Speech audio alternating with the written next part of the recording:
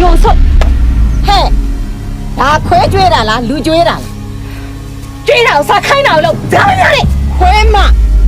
ညီးခိုင်းတာလို့အောင်ငါကညီးလင်ကိုမွေးထားတာအေးအမေ